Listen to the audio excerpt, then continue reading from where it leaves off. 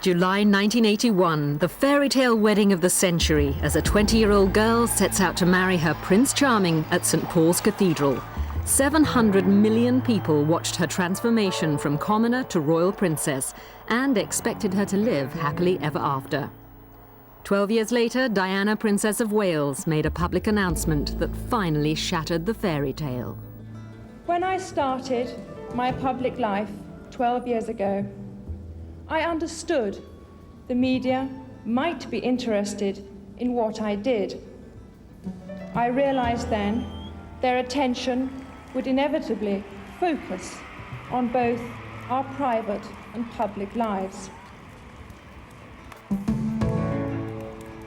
But I was not aware of how overwhelming that attention would become, nor the extent to which it would affect both my public duties and my personal life in a manner that's been hard to bear.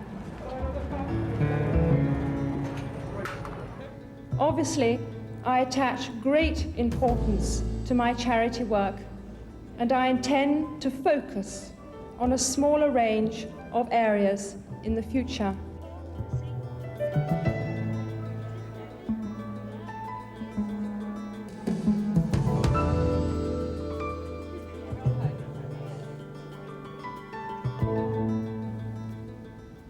Over the next few months, I will be seeking a more suitable way of combining a meaningful public role with hopefully a more private life.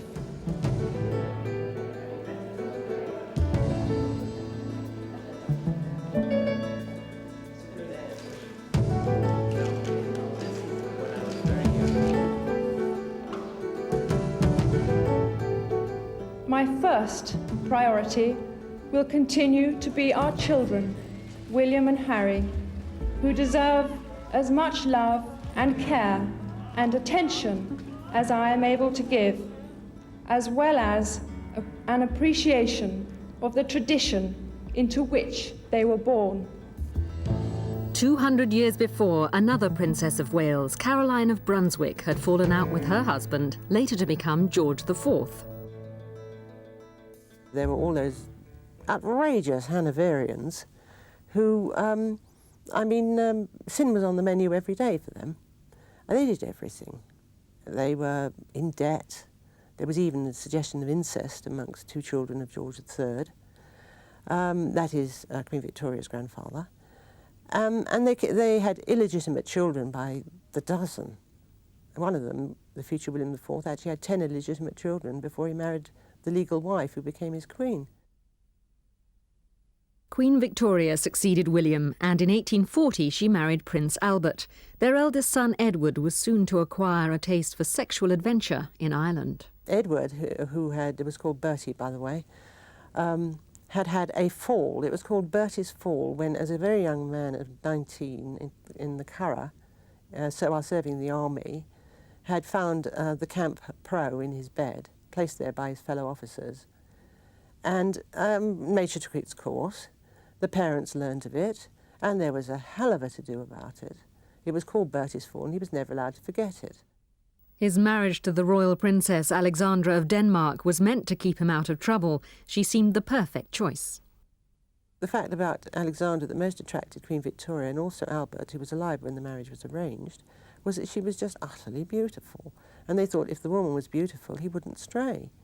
But the marriage with Alexandra, whom he had met, he declared himself in love, but that could have been just politic, for him to do, was definitely arranged to stop him from straying.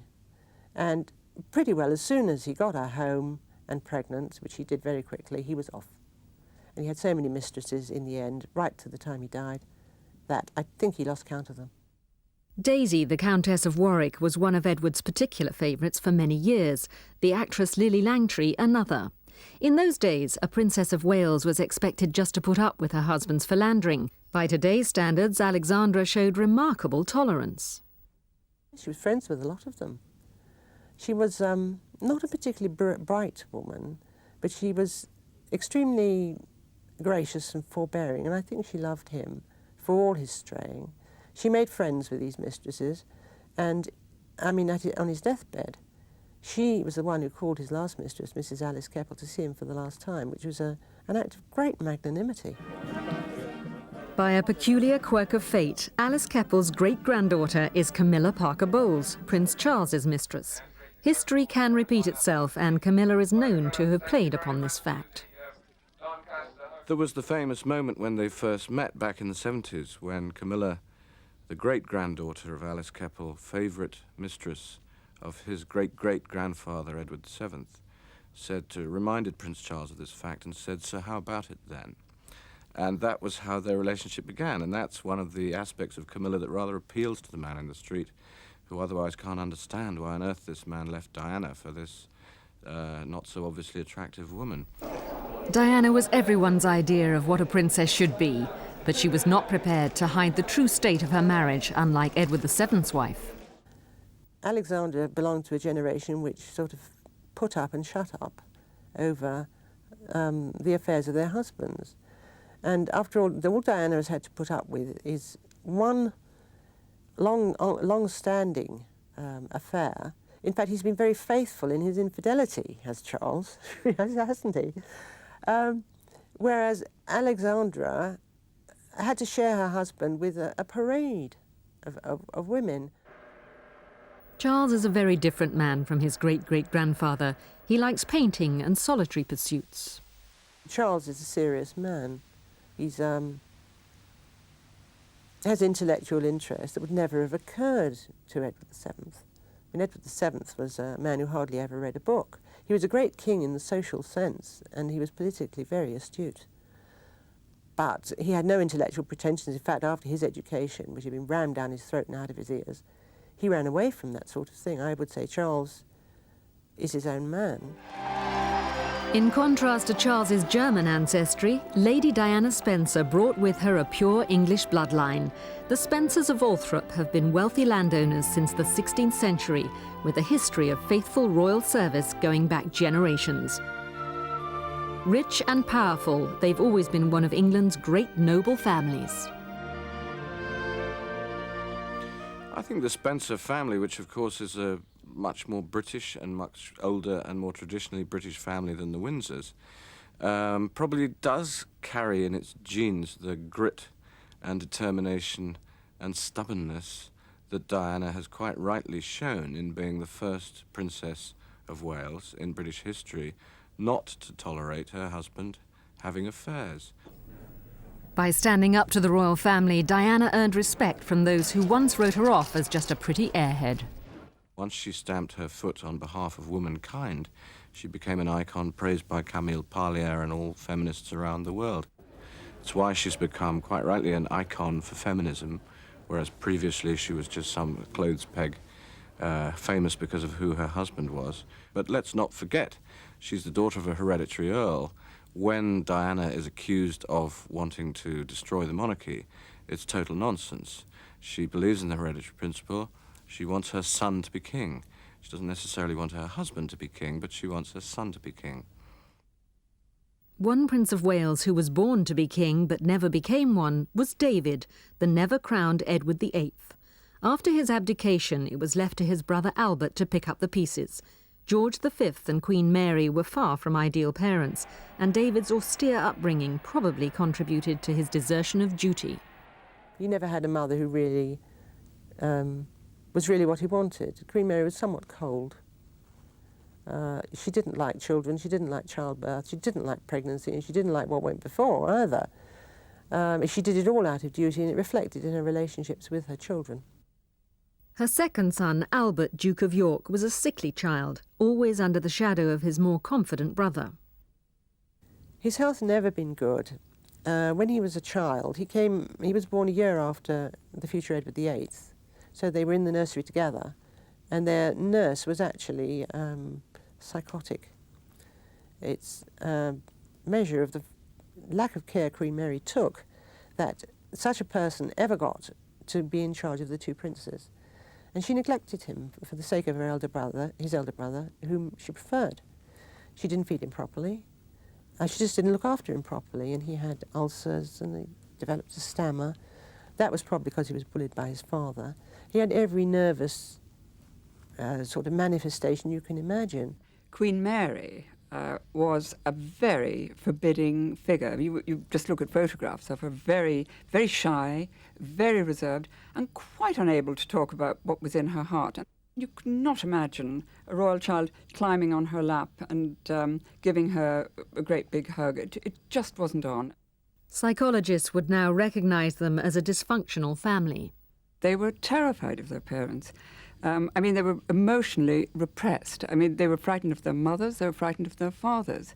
And conversation was absolutely painful, with the most terrible tension. There's no cheerful family banter.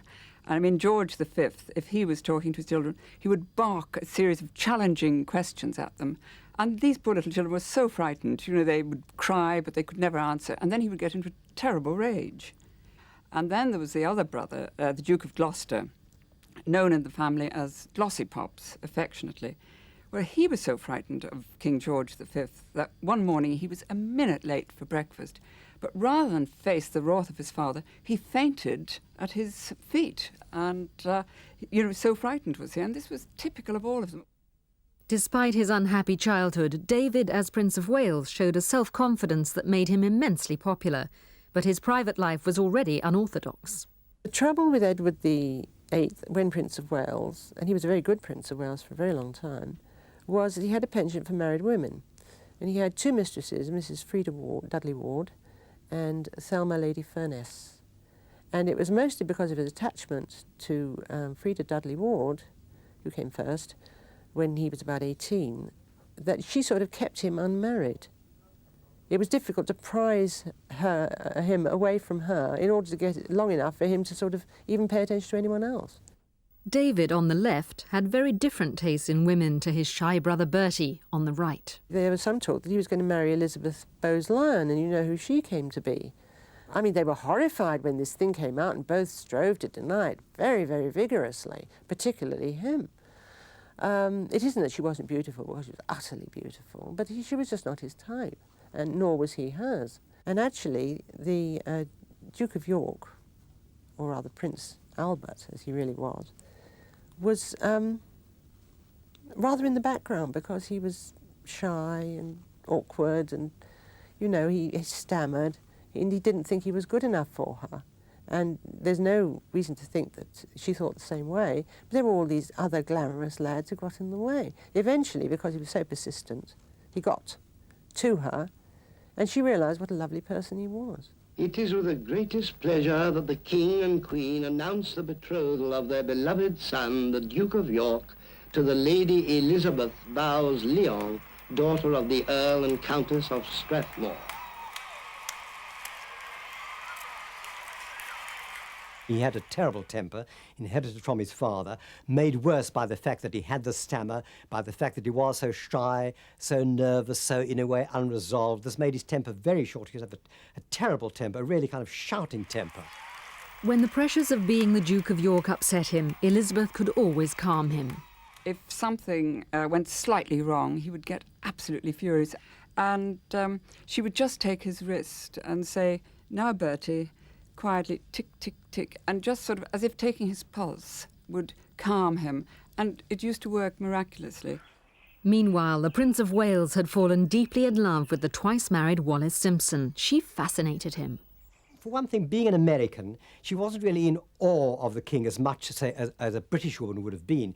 She spoke her mind. She was a woman, a very confident woman of the world. She spoke to him as an equal. She wasn't as deferential as most people were. Certainly all those Debs that he met here were terrified of him. He didn't ever like young, unmarried girls that grew up. All his mistresses were women with husbands. That's what he liked. A confident woman, a bossy woman, a woman who knew her way around in the world. And the Duchess of Windsor, Wallis Simpson, was the supreme bossy woman all their life. She simply bossed him. She's a woman who had two husbands living and very self-confident. And this, I think, is what appealed to him more than anything. In 1936, David became King Edward VIII and ascended the throne briefly before abdicating in order to marry the now divorced Wallis Simpson. The wedding had to take place in France, away from a shocked Britain. They all hated her. They thought that she had stolen the king. She had made him lose his crown. They all thought she was a terrible adventuress. They all thought she was simply after the position. And what they all thought was that once she had got him, once she had married him and wasn't the queen, that she would ditch him as she had ditched two other husbands. They assumed she was simply an adventuress who was after the throne, and once she didn't get it, that she would clear off. That fact didn't happen. But that is why they thought she was just a good time girl, is what they thought she was.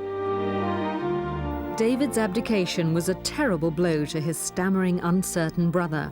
Next in line of succession, Bertie had no choice but to be crowned King George VI in 1937. He'd had no training and was totally unprepared for the role. This very nervous, very diffident, very insecure kind of man with no public presence whatsoever. And suddenly, overnight, and literally overnight, he had to become the King of England.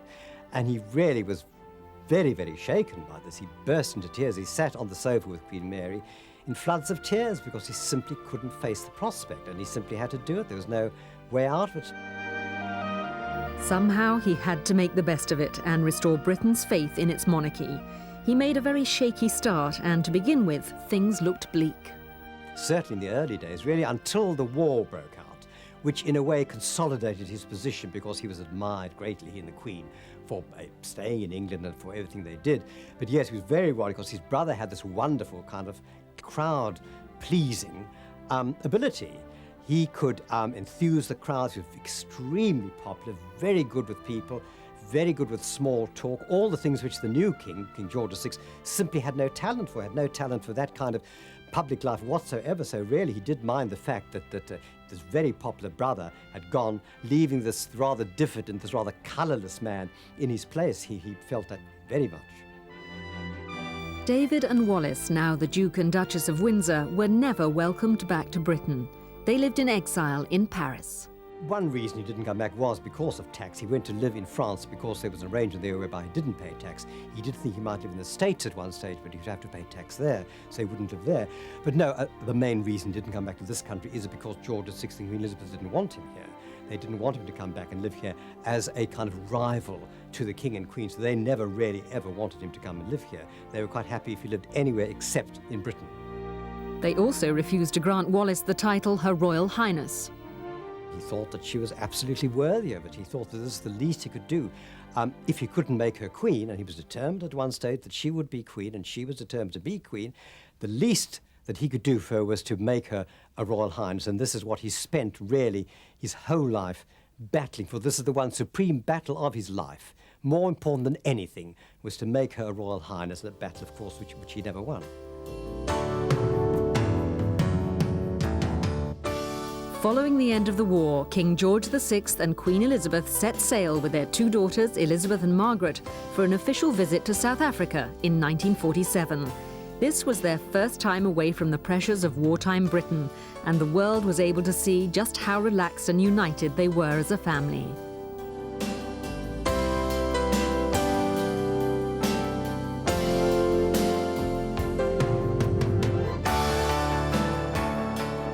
Queen Mother, as she is today, had come herself from a very warm, loving family, from the Bowes-Lyon family. And so she created a very happy atmosphere for her children, Princess Elizabeth, Princess Margaret. She also knew that her beloved Bertie had had such an unhappy childhood. She was determined to create the right kind of atmosphere. And even when he became king after the abdication and they moved to the palace, she tried very hard there to create a good, warm atmosphere, and would run down to the palace kitchens and make scones for Princess Margaret and Princess Elizabeth. But Elizabeth had had to grow up in the knowledge that she would eventually succeed her father as monarch. At 21, she made the most important statement of her life. It was in South Africa in 1947, the only tour she made with her father and mother and her sister, that she dedicated her entire life on her 21st birthday to serving the Commonwealth and this country, the United Kingdom. I declare before you all that my whole life, whether it be long or short, shall be devoted to your service and to the service of our great imperial family to which we all belong.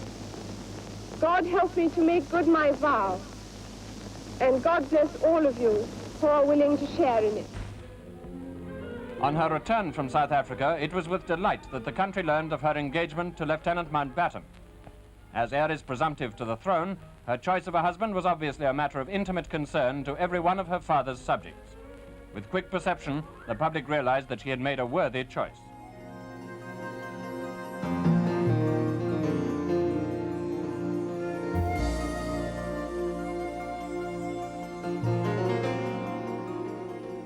She met him when she was 13 years old.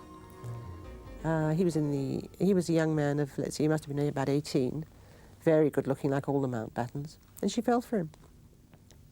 They became quite friendly, and he in an elder brotherly way used to write to her. Now, it's not every sort of 18, 19-year-old young man in the Navy who writes to 13, 14-year-old girls. So there was obviously a liking there from the start. They definitely chose each other. That was definitely a love match. Elizabeth and Philip were married in November 1947. After the dark days of the war, it was an event that lifted the nation, and huge crowds wished their future queen well.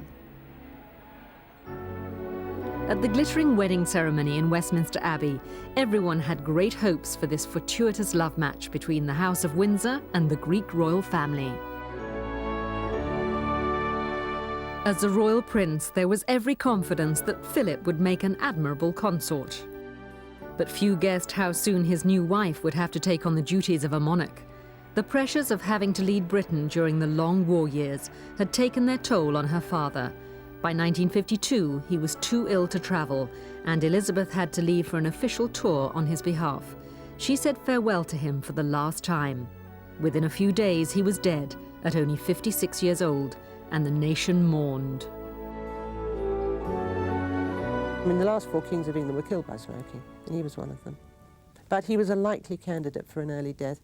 Then there was the shock of the abdication, which he greeted in floods of tears, because he'd never been prepared for it, never expected it, and wasn't suited to it. And then came the war, which was a tremendous strain. And if you look at a picture of King George VI in 1939, even in his early 40s, he was young, he was handsome, he was upstanding, he had all his hair and all that. And at the end, he was at 49, he was drawn, he was tired, he was obviously completely played out. It ruined him. I think actually the Second World War did for him far more than the abdication did. His daughter was crowned Elizabeth II in June 1953, the first coronation to be televised. Millions of people all over the world witnessed the start of what was hailed as the new Elizabethan age. There was a feeling of great hope and expectation. At only 27, it was a huge responsibility for the new queen to take on, but in Philip, she had a strong, supportive consort. I don't think she could have chosen better, apart from the fact that he had very fine royal lineage in his own right. He was exactly the sort of character that she needed behind her as queen. Strong, he was manly, he was strict when he needed to be. I think it was a very, very suitable match, and it came about through their own personal choice. In public terms, I think Prince Philip's been an excellent consort to the Queen. You could almost compare him with Dennis Thatcher and Margaret. It's very difficult for a forthright man of strong views to surrender his identity to his wife, to walk one pace behind her and so on. He's had constant difficulties with that, but he may have put the odd foot wrong, made the odd inappropriate remark, but beyond that, he's done extremely well. But royal life can be boring for those on the sidelines, and without a job of his own, Philip's attention has strayed, and he sought other women's company. I think what is extraordinary is the way that all the rumours about his private life that one hears if one moves in these circles have never become public. Kitty Kelly is famously writing a book about him at the moment that may alter all that. But one of the questions I'm constantly asked is, how's Philip got away from it, with it all these years? And until a few years ago, to attack Philip would have been to attack the Queen, so he was hors de combat, he was beyond the pale. I think that may be coming to an end now, and I suspect the next few years may hold some difficulties for Philip in which he might choose, quite rightly, to reach for his lawyers. In the early days of Elizabeth's reign, it was her sister Margaret who was getting all the press attention. She was the royal everyone wanted to see. In the way she was a kind of star. She really, in her day, had the sort of star quality which Diana has now. She used to dress very well. She looked lovely in her day, Princess Margaret. And she was that kind of princess who could really bring something out in the crowds in the way that Diana can. It's a kind of quality, a kind of personal magnetism which some of them have got, that some of them acquire. And in a way, yes, Princess Margaret was the Diana of her day and was very much the star of the royal family in the 1950s especially. Always a great supporter of the arts, perhaps in a different life, Margaret might have become an actress herself. As a royal princess, she often stole the limelight from famous film stars, and the press were fascinated by how she naturally took centre stage. Princess Margaret's problem in the 50s was that she was so stunningly beautiful. She was regarded as the royal family's equivalent of Elizabeth Taylor. And she was so beautiful. She was a fairy tale princess in every sense of the word in those wonderful Hartnell gowns she wore. But her glamorous public appearances hid a private tragedy. In her early 20s, she'd fallen deeply in love with her father's unhappily married equerry, Captain Peter Townsend. She lost the man she loved and it ruined her because she was afterwards unable to make a relationship with anybody else. It's difficult to know, actually, who would have satisfied Princess Margaret. Someone much stronger than herself, and that would have been a real beefy man, because she's a very strong, outward-going character, very talented. People expected her to live happily ever after, a fantasy life. That's not the way it is in the real world. She was seen with what was regarded as unsuitable men, created a lot of scandal, caused a lot of discussion in the House of Commons. People thought she should be stripped of all her privileges and her civil list allowance. Everybody's forgotten about that now, and I think that it's just as well they have, because she sacrificed a great deal to stay in the royal family and do her duty, and it's about time we all recognise that. In 1960, she married a commoner, the well-connected society photographer Anthony Armstrong-Jones. But it was a marriage destined to end in divorce. I think she's probably not an easy woman to live with. She was used to, she's a princess, a king's daughter, very imperious, used to getting her own way. Armstrong-Jones wasn't prepared to do this, I don't think. He wanted his own career, quite rightly. Margaret was a difficult person. One hears there were various extramarital interests. So in a way, it was a very difficult situation. I think it was inevitable that it should break up, really.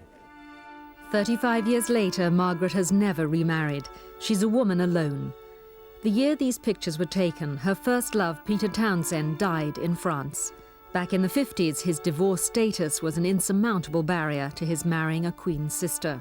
Today, the love match would no doubt have been allowed. Tragically, Margaret was young at the wrong time.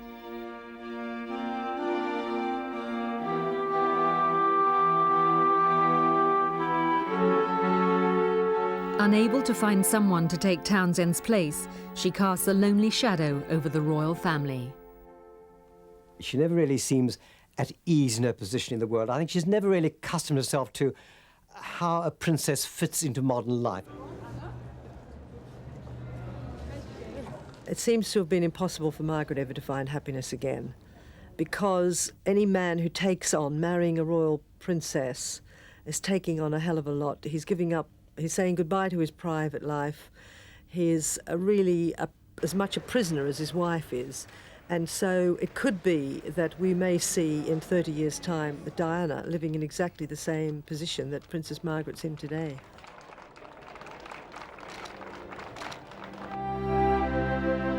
Another princess destined to have a royal marriage without a happy ending was Queen Elizabeth's only daughter, Anne. Her wedding in 1973 was greeted with optimism. A world-class horsewoman, Anne had chosen a fellow enthusiast, Captain Mark Phillips.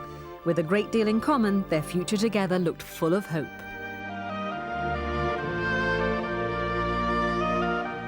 They fell in love and wanted to get married. They were both interested in horses, which is a great interest. They're both extremely good at horsemanship. But I simply don't think he was up to it. It's not easy for a man to be married to a woman whose family is much more important than his own, whose income is much bigger than his own, whose profile is enormously higher than his own. This is the problem for current royals. Because of the demise of so many other royal families, or the lack of respectability that some of them have suffered, it's very difficult for them to find anyone suitable to marry who's got comparable status to theirs. She is rather full of herself. She is very like her father, Prince Philip. And she has not endeared herself to the nation. She's done some very good work, so there is no doubt of that, but that's her job, basically. She gets paid for it, and she gets a very nice car to drive around and a wonderful wardrobe of clothes. She lives in a fabulous house and has got and although she's got a tiny flat in Dolphin Square, she never goes there. She lives the life of Riley, and we would expect her to do the things that she does. While press attention was on her brother Charles's marital problems, Anne divorced and swiftly remarried her lover, Commander Tim Lawrence, a royal equerry. The wedding ceremony was modest and discreet at Crathy Church on the Balmoral estate in Scotland. Members of the royal family, including the Queen, were on hand to give this new liaison their blessing.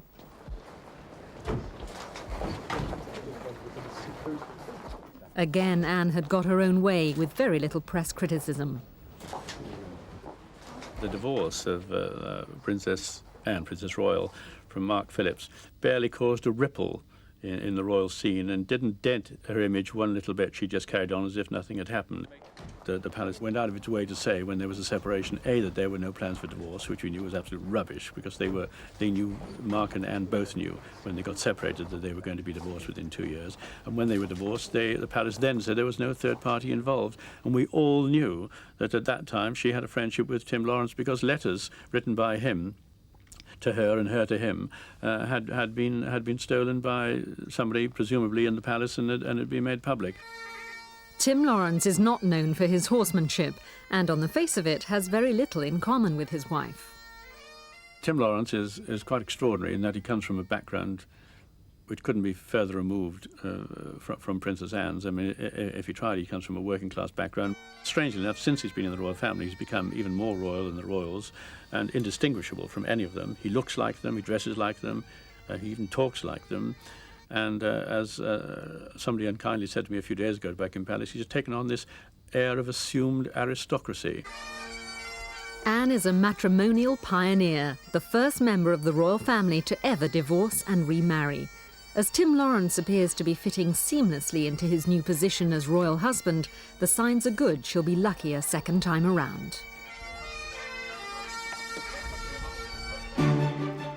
Queen Elizabeth's second son, Andrew, married another commoner, Sarah Ferguson, in 1986. This wedding day had an exuberant atmosphere new to royal occasions. Guests and family seemed unusually lively to match the character of the new bride, and the overall mood was relaxed and informal, despite the inevitable pomp and ceremony. Even the Queen entered into the spirit of things, obviously happy that her favourite son had finally met his match in the spirited redhead the press had nicknamed Fergie. This was one girl who could keep her playboy son in check. The reigning monarch never looked happier. Diana too appeared to be enjoying the acceptance of someone her own age into the royal family. Here finally was an ally to help loosen up the stuffy traditions of the Windsors. But would Sarah last the course? And were she and Andrew really suited?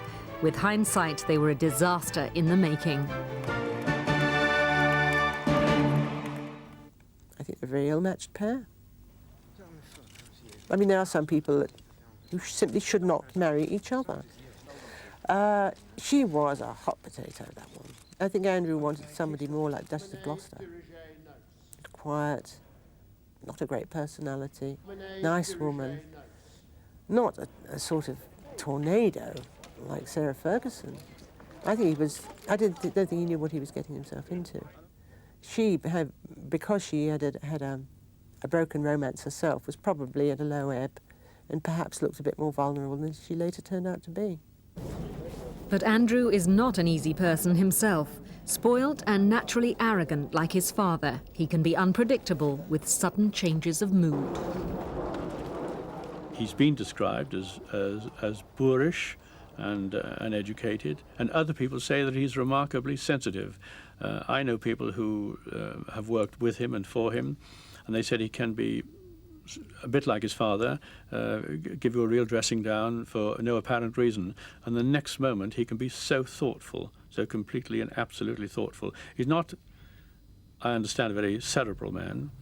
He's not one of the deep thinkers of this world, but the very fact that he's qualified as a helicopter pilot and he's now commanding his own ship, HMS Cottesmore, leads one to believe that he does possess a rare amount of intelligence. From the start, Sarah didn't see much of her husband, and this caused problems. I believe that if Andrew hadn't gone away to a Navy college just days after they married, leaving Fergie alone and rather depressed at Buckingham Palace in the early days of their marriage, they may have worked something out.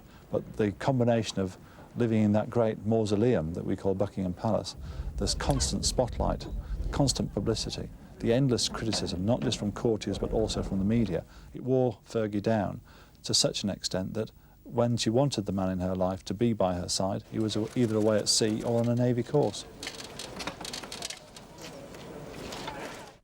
Sarah turned to other men for company and support. This was soon picked up by the press and made banner headlines. I think she has always needed the presence of a powerful male figure in her life. For a long time, that was her father. And it has been replaced by a string of men who tended to be older and manipulative. The final straw was when photographs of Sarah with her financial advisor, Johnny Bryan, exposed the real intimate nature of their relationship.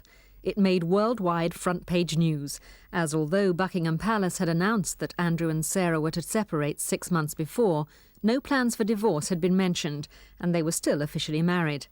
Her blatant disregard for her marriage vows shook the very foundations of respect that supports the monarchy. Sarah was at Balmoral when the photographs hit the nation's breakfast tables. It was left to Johnny, a Texan businessman based in London, to face the press. What is your comment, Mr. Bryan? Sorry, I have no further comment to make in addition to the comments and statements I made last night. Have you seen the... At this point, he was keeping his story to himself, but his insider knowledge would fetch a high price if he ever decided to do a kiss-and-tell exposé. A dangerously loose cannon, who has now been declared bankrupt in Germany, he could blow a very large hole in the royal family's traditional armour of privacy and discretion. The difficulty with John Bryan is that he is American, he is not tied into our royal family or the way that we perceive our royal family. And sooner or later, if the relationship fails, we can see him in America selling his story. And it's not just the story about him and the Duchess of York. He knows about the relationship between the Prince of Wales and the Princess of Wales. He knows about the Queen, he knows about Prince Philip, he knows everything. And if he decided to tell his story, that is the most extraordinary time bomb. Fergie and John Bryan have entered into some kind of devil's contract, which neither of them can get out of.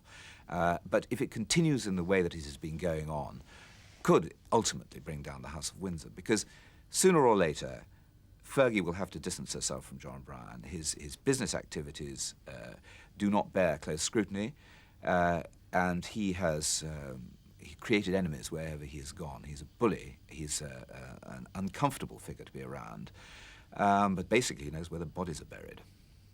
Despite his wife's behaviour, the Duke of York didn't want a divorce. For 4 years, he attempted a reconciliation. Prince Andrew did not want to let his wife go, and he tried to woo her back again.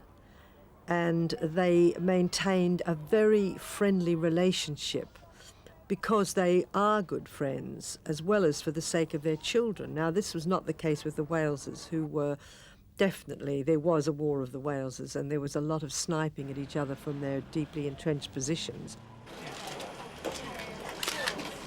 The exposure in 1992 of the true breakdown in the Waleses' marriage came as no great surprise, but its constitutional importance required the Prime Minister, John Major, to address Parliament.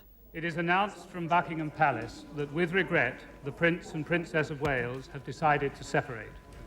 Their Royal Highnesses have no plans to divorce, and their constitutional positions are unaffected. This decision has been reached amicably, and they will both continue to participate fully in the upbringing of their children. The carefully built image of monarchy as an example of family values and stability has been severely dented. There is not one significant marriage which has survived the royal family. Princess Margaret's marriage ended in divorce, Princess Anne's ended in divorce, Duke and Duchess of York, Prince and Princess of Wales. So there's something about the royal family and the way that they behave towards outsiders which is very questionable. At the same time, it's very difficult for an outsider to cope with life in the goldfish bowl of Buckingham Palace. Diana may have been divorced from Charles, but she was never able to escape being hounded by the press. They were always on the hunt for any sign that she'd found another man. It was a constant pressure. Come on, get lost. We got direct connections to the plane. Come on, get lost. S'il vous plaît, monsieur. Thank you. Quand même. Please. One of the main problems for the younger generation of royals now moving towards middle age is that they're the first ones to conduct life the way they want to in the age of the mass media, the inquiring media, photo lenses coming through windows, and so on. If you look back to previous generations, Edward VII, who is now well known to have had a string of mistresses, Mrs. Keppel, Lily Langtry, etc., and a wife who looked the other way. There may have been rumours around the nation about the King's or the Prince of Wales's behaviour, but it wasn't in the newspapers every day.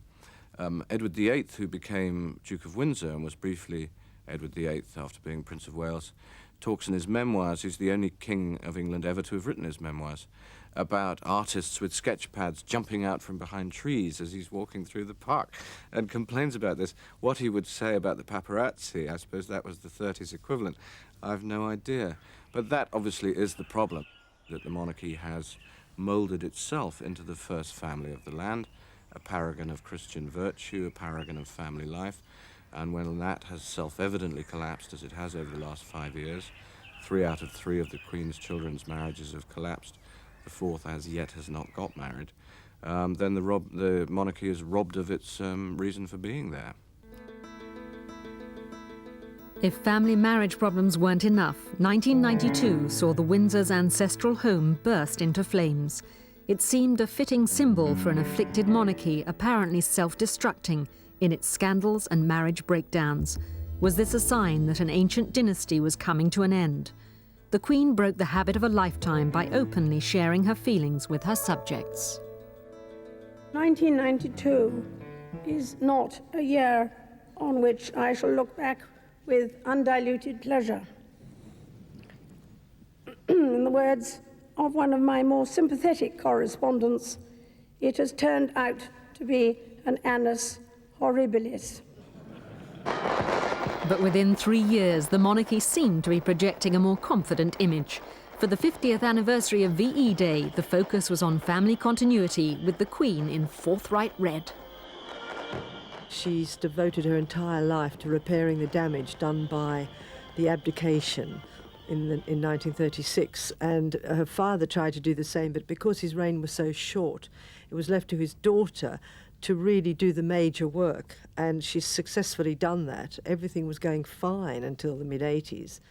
This balcony appearance emphasised that strong women are still at the helm of the royal family. Queen Mother and the Queen and Princess Margaret represented the wartime generation. That was fair enough, but I think there was only more in it. I think they didn't want to clutter up that balcony with all the other members of the family who've been rather less than well-behaved recently. I think they wanted back to the time during the war and even after, when the royal family were greatly admired, when they were greatly esteemed by the public, and this in a way was a little image, a little public image of the royal family. In happier days, they want to leave the public with this impression, I think. A new royal wedding, this time between Princess Margaret's son, Viscount Linley, and Serena Stanhope. As the royal family gathered at Westminster Abbey, there was hope yet again that this time the marriage of a royal to a commoner might work.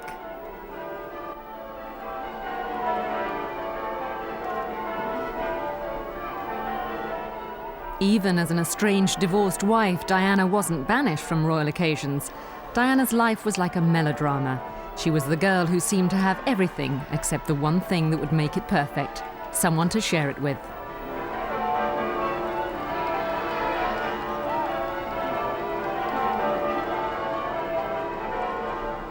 Diana's brief romance with Dodi Fayed was cut short with her tragic death in the summer of 1997.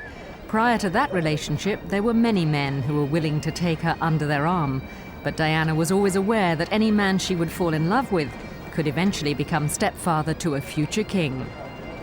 Diana's divorce settlement had to reflect the nation's love and esteem for her.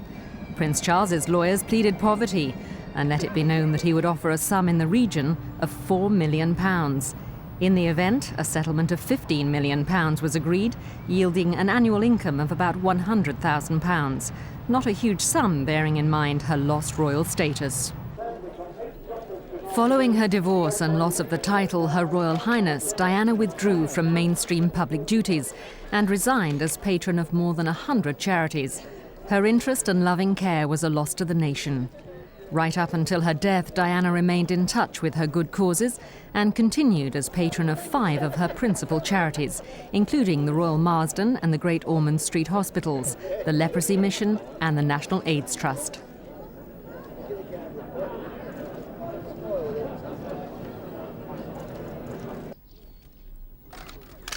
Although partially in exile as she waited for her financial settlement and divorce arrangements to be finalised, the public's adoration made up for much of the sadness and loneliness in her personal life.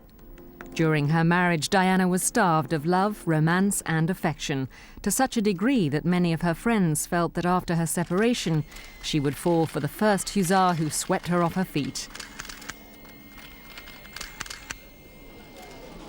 On royal occasions, she handled her unique situation as the ex-wife of the heir to the throne with dignity.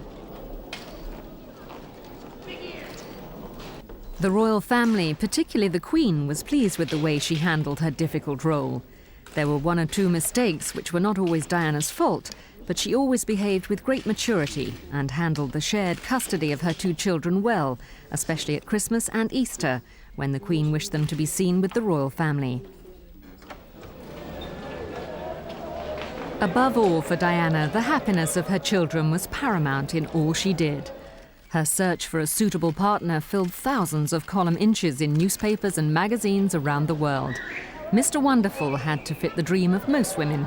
He had to be Mr. Right, Sir Right and Lord Right, with the background and the financial support to keep Diana in the style to which she and her adoring public were accustomed.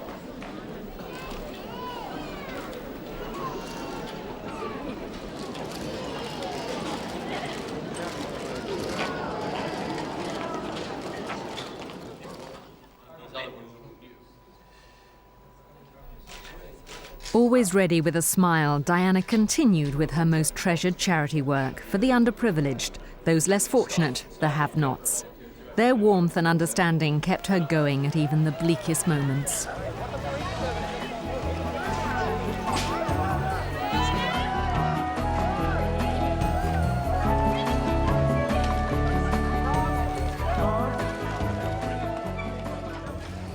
Your kindness and affection has carried me through some of the most difficult periods. And always your love and care has eased that journey.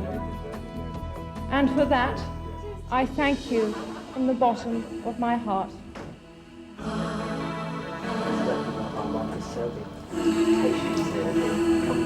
Patience,